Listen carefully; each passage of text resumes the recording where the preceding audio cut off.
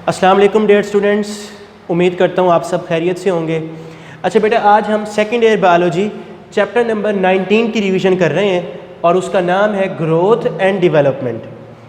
सबसे पहले हम इस चैप्टर की स्कीम देखेंगे। एक एमसीक्यू है, 2 शॉर्ट क्वेश्चंस हैं और 1 लॉन्ग क्वेश्चन है। इसका पेयर आपने बोर्ड में अटैम्प्ट करना है। इसका जो पेयर है वो 24 के साथ है और 24 चैप्टर एवोल्यूशन वाला ईजी चैप्टर है, प्लस कोई एमसीक्यू नहीं है एमडी कैट में। यहीं से ही मैं चैप्टर को ज़रा क्लियर कर दूं। चैप्टर का नाम है ग्रोथ और डेवलपमेंट। बच्चे को ये समझ ही नहीं आती है क्या है। याद रखिएगा, जो मदर की बॉडी के अंदर होती है ना, माँ की बॉडी में जो होती है वो डेवलपमेंट होती है। जब बच्चा बाहर आ जाता है उसके बाद जो प्रोसेस होता है वो उसकी किस चीज़ का प्रोसेस होता है? ग्रोथ का। मतलब जो माँ के पेट में हो रही है वो डेवलपमेंट है और बर्थ के बाद जो हो रही है वो क्या है? बच्चे की ग्रोथ है। ये पहला शॉर्ट क्वेश्चन भी है। Next, growth and development in plants. सबसे पहले हम प्लांट्स पे चलते हैं। प्लांट्स की ओपन ग्रोथ है। ओपन ग्रोथ का मतलब है कि 10 पत्ते निकलें, 20 पत्ते निकलें, 30 पत्ते निकलें, कोई लिमिट नहीं है। हमारे तो 2 कान हैं, 1 नाक है, 2 आंखें हैं। पौधे की कोई लिमिट नहीं है, मतलब उसके पत्ते ग्रो करेंगे, 30 होंगे, 40 होंगे, 50 होंगे। और वो जो ग्रोथ होती है वो एक टिश्यू की वजह से है। एमसीक्यूज में भी ये कर लें और शॉर्ट में भी कर लें। उसका नाम है मेरिस्टेम। मेरिस्टेम को हम ग्रोइंग पॉइंट्स भी कहते हैं। ये 3 किस्म की है मेरिस्टेम: एपिकल, इंटरकैलरी और लेटरल। तीनों का ज़रा डिफरेंस क्लियरली आपने समझना है। एपिकल एपिक्स पर होती है। एपिक्स कहते हैं हम टिप को। ये पौधे की लंबाई बढ़ाती है। लेटरल साइड को बोलते हैं। लेटरल मेरिस्टेम पौधे की विड्थ बढ़ाती है और ये हम रिवीजन लेक्चर्स में पढ़ चुके हैं। अगर पौधे की लेंथ बढ़े तो वो प्राइमरी ग्रोथ है और अगर पौधे की विड्थ बढ़े तो वो सेकेंडरी ग्रोथ है। नेक्स्ट, एक नई टर्म है आपके लिए, इंटरकैलरी। ये आपने जरा समझना है। ये टेम्पोरेरी नेचर की है, आर्जी नेचर की है। अब होता क्या है, जब एपिकल मेरिस्टेम ऊपर की तरफ ग्रो करती जाती है तो जो नीचे वाली होगी, मतलब एपिक्स खुद ऊपर हो जाएगी, जो नीचे वाली होगी उसे कहेंगे हम इंटरकैलरी। इसका क्या फंक्शन है? यहां से फ्लावर निकलते हैं। तो ये 3 किस्म की मेरिस्टेम में, एपिकल, इंटरकैलरी और लेटरल। नेक्स्ट, एक इंपॉर्टेंट लॉन्ग क्वेश्चन है for board, growth correlation. Love पे जरा फोकस करना है। कोरिलेशन, को का मतलब इकट्ठा, मतलब reciprocal relationship of growth between different parts of the plant in which one part affects the growth of other plant। पौधे के जो पार्ट्स हैं उनकी ग्रोथ आपस में रिलेट करती है। जो टिप वाला पोर्शन होता है उसकी कोशिश होती है कि मैं ही ऊपर की तरफ इंक्रीज करता रहूं, जो साइड पे ब्रांचेस हैं वो उठकर मेरे ऊपर ना आ जाए। अब देखिए हमने क्या पढ़ा? कोरिलेशन, मतलब पौधे के जो प्लांट पार्ट्स की ग्रोथ है वो एक दूसरे के साथ रिलेट कर रही है। अब इस प्रोसेस को 2 इफेक्ट से समझ आएगा। एक इफेक्ट है इनहिबिटरी और एक इफेक्ट है कंपनसेटरी। अब होता क्या है, जो एपिकल है ना, टिप वाली है, उसकी कोशिश होगी कि लेटरल वाली ब्रांच उठकर मेरे ऊपर ना आए, मैं ग्रो करती जाऊं ऊपर की तरफ। अगर एपिकल वाली लेटरल को इनहिबिट करती रहे, उसकी ग्रोथ को रोकती रहे, वो इनहिबिटरी इफेक्ट है। अब कंपनसेटरी क्या है? अब जरा तसल्ली से आपने सुनना है। कंपनसेटरी, अब मैं अगर ऊपर वाली टहनी काट देता हूं, अब ऊपर वाली ने साइडों वाली को रोका हुआ था, अब जब मैंने ऊपर वाली काट दी है, अब साइडों वाली कट वाली चीज को कंपनसेट करके ऊपर की तरफ ग्रो करेगी। जब साइडों वाली ऊपर की तरफ ग्रो करेगी वो इफेक्ट कहलाएगा कंपनसेटरी इफेक्ट। ये फिनोमिना आपने घास में देखा होगा। जो घास काटते हैं वो देखा होगा आपने, ये ऊपर ऊपर से काटते हैं। वो क्यों काटते हैं? वो उसकी टिप काट रहे होते हैं। जब उसकी टिप काट दी जाती है तो फिर साइडों वाली को मौका मिलता है, वो ऊपर की तरफ आती है। जब वो बड़ी हो जाती है फिर उसकी टिप काट देते हैं, फिर उसके नीचे जो होती है वो ऊपर की तरफ आती है। तो ये प्रोसेस ग्रासेस में देखा गया है और इस पूरे प्रोसेस को मैंने कहा है ग्रोथ कोरिलेशन। नेक्स्ट, प्लांट्स को छोड़कर अब हम एनिमल्स पर आते हैं। Growth and development in animals. और आपकी बुक में एक जो एनिमल है जिसकी आपको डेवलपमेंट दिखाई गई है वो है चिक। चिक की डेवलपमेंट जो आपकी थ्योरी में है वो मैंने एक डायग्राम में एक्सप्लेन कर दी है, आपने तसल्ली से इसको सुनना है। ये आपकी सेकेंड ईयर का मुश्किल तरीन टॉपिक है। हैन का जो एग है, सबसे पहले उसको मैंने जूम किया, सेंटर में यॉक है जिसे आप जर्दी कहते हो। जर्दी के साथ एक वाइट पोर्शन होता है, इसको हम एल्ब्यूमिन कहते हैं, या इसको आप एग वाइट भी कह सकते हो। एक छोटा सा रीजन है यॉक की सरफेस पर, उसे कहते हैं ब्लास्टोडिस्क। ये एक सिक्के नुमा होता है, यहां से चूजे बनने की इब्तिदा होती है। इस एग को एक टेम्परेचर फराम किया जाता है 36 to 38 डिग्री सी। मुर्गी इसके ऊपर बैठेगी कितनी दिन के लिए? 21 दिन के लिए। 21 दिन तक वो इस एग को 36 to 38 टेम्परेचर देगी, तब जाकर इस एग से चूजा निकलेगा। अब मैं आपको थोड़ा सा वो जो डिस्क नुमा पोर्शन है जहां से चूजा बनने की इब्तिदा होती है उसकी मैं डिटेल बता रहा हूं। डिस्क नुमा पोर्शन को मैंने कहा था ब्लास्टोडिस्क। सबसे पहले उस डिस्क में क्लीवेज का प्रोसेस होता है। क्लीवेज कहते हैं repeated process of cell divisions, मतलब इसमें सेल डिविजन्स होंगी। एक एग से 2 बनेंगे, 2 से 4 सेल, 4 से 8, 8 से 16, 16 से 32, 32 से 64, 64 से 128, 128 से 256। ये प्रोसेस हो रहे हैं। इस प्रोसेस का नाम है क्लीवेज। क्लीवेज बनने के बाद एक प्रोसेस होता है गैस्ट्रुलेशन का। गैस्ट्रुलेशन वो प्रोसेस है जिसमें बच्चे की 3 लेयर्स लगती हैं, एक्टोडर्म बाहर वाली लेयर, दरमियान वाली लेयर मीजोडर्म और अंदर वाली लेयर एंडोडर्म। इस प्रोसेस को हम गैस्ट्रुलेशन कहते हैं। उस वक्त फिर अंडे के अंदर 2 रीजन बनते हैं, एक है एरिया पेलुसिडा और एक है एरिया ओपाका। मतलब ये वो एरियाज हैं जिसमें कुछ सेल्स मौजूद हैं, कुछ जर्दी के साथ अटैच हैं, क्योंकि ये सारा काम कहाँ हो रहा है? यॉक सरफेस पर, जिसका नाम है ब्लास्टोडिस्क। तो जब सेल यहाँ डिवाइड कर रहे थे, कुछ सेल जर्दी को चिपक रहे थे, कुछ सेल जर्दी से दूर जा रहे थे।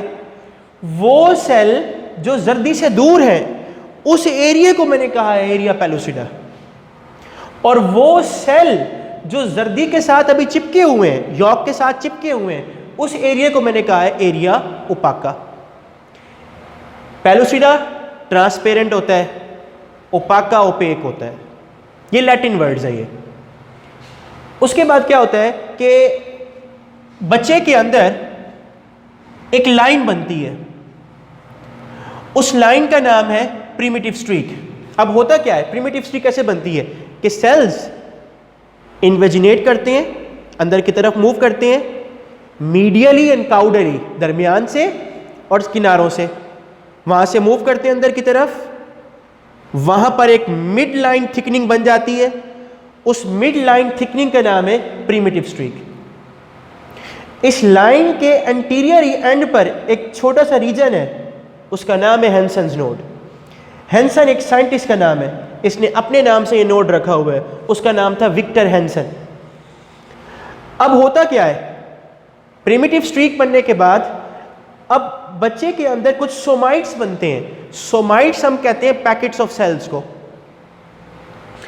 पैकेट्स ऑफ सेल्स ये वो सेल्स हैं जिसने सोमा बनाना है। सोमा को हम बॉडी कहते हैं, मतलब ये वो पैकेट्स हैं जिससे बच्चे के बॉडी पार्ट्स बनने हैं, लीवर, किडनी, हार्ट एटसेट्रा। और किन सेल से बनने हैं? जिनका नाम है सोमाइट्स। अब सोमाइट्स बनने के बाद ऑर्गेनोजेनेसिस होती है। ऑर्गेनोजेनेसिस कहते हैं फॉर्मेशन ऑफ ऑर्गन्स। ये देखिएगा, ब्रेन लग गया है, लेग्स लग गई हैं, आर्म्स लग गई हैं, ये ऑर्गन्स बन रहे हैं।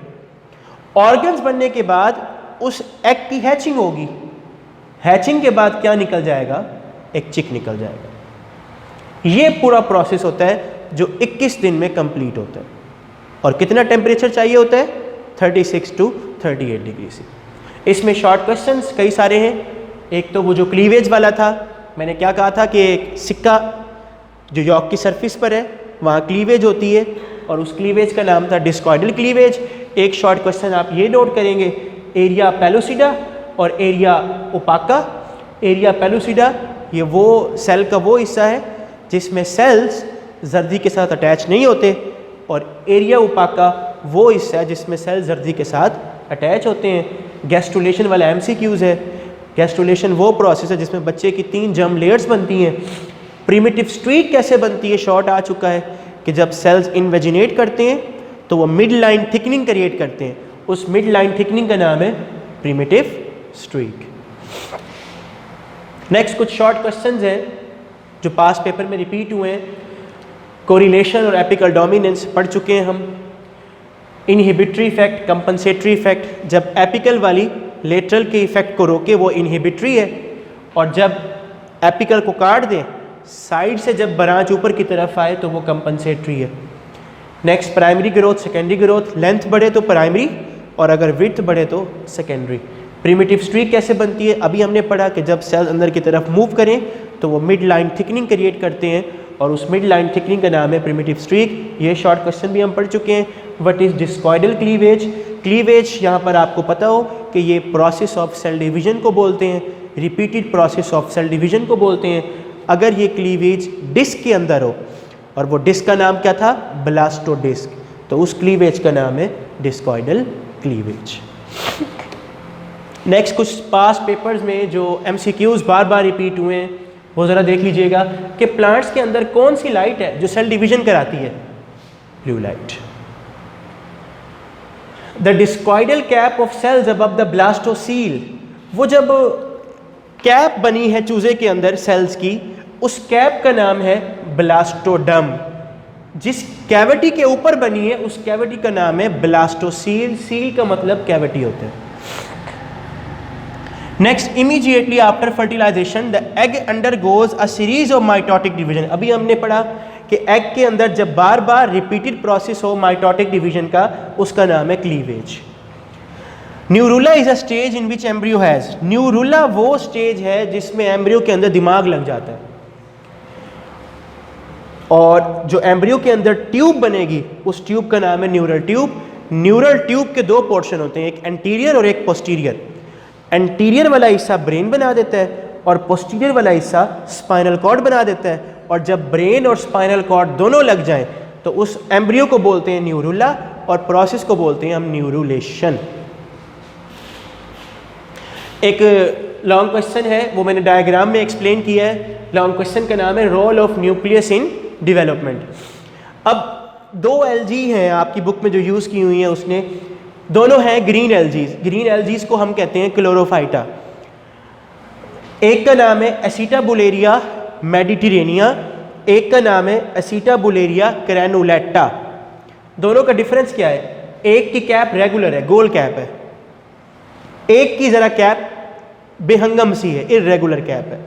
जो बेहंगम सी है वो है ग्रैनुलेटा, और जिसकी कैप रेगुलर है वो है मेडिटेरेनिया।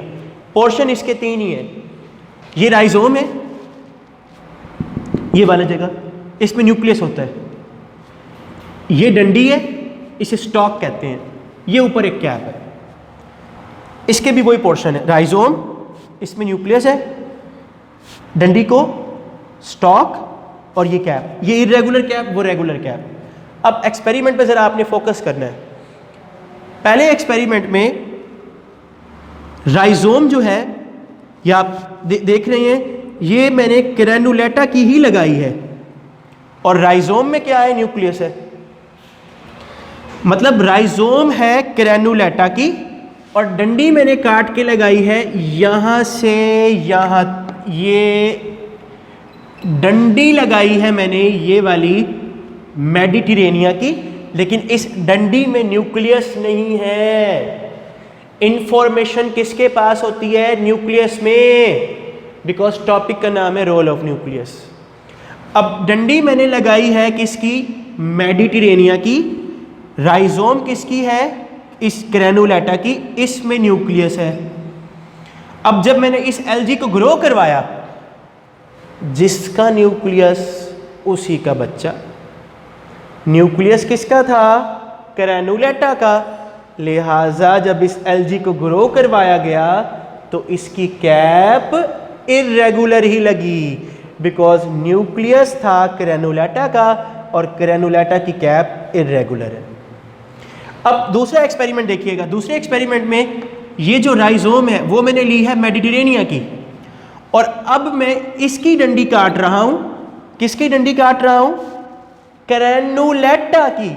इस डंडी में याद रखिएगा न्यूक्लियस नहीं है, और इस डंडी को मैं अब ग्राफ्ट कर रहा हूं मेडिटेरेनिया की राइजोम के ऊपर। मतलब ये जो न्यूक्लियस है ये मेडिटेरेनिया क्या है? अब मैं इस एलजी को ग्रो करवाऊंगा। जब इस एलजी को ग्रो करवाऊंगा तो इसकी कैप वही रेगुलर ही लगेगी। रेगुलर क्यों लगेगी? बिकॉज न्यूक्लियस किसका था? न्यूक्लियस मेडिटेरेनिया का था। लिहाजा कैप भी किसकी लगेगी? मेडिटेरेनिया की, और मेडिटेरेनिया की कैप क्या है? रेगुलर है। तो हमारा लॉन्ग क्वेश्चन यहीं कंप्लीट हुआ चाहता है। लॉन्ग क्वेश्चन का नाम ही क्या था? Role of nucleus in development. और ये एक साइंटिस्ट ने परफॉर्म किया था, उसका नाम था हैमरलिंग। नेक्स्ट इंडक्शन है। इंडक्शन कहते हैं इंड्यूस करना। इंड्यूस मतलब मजबूर करना, तुम भी ये काम करो, इसे इंड्यूस कहते हैं। डेफिनेशन जरा देख लीजिएगा। The capacity of cells to evoke developmental response in others. Cells की वो खासियत जिससे वो इवोक करे। इवोक का मतलब पैदा करे। क्या पैदा करे? डेवलपमेंटल रिस्पॉन्स इन अदर, दूसरों में रिस्पॉन्स पैदा करे, वो कैपेसिटी कहलाती है इंडक्शन की।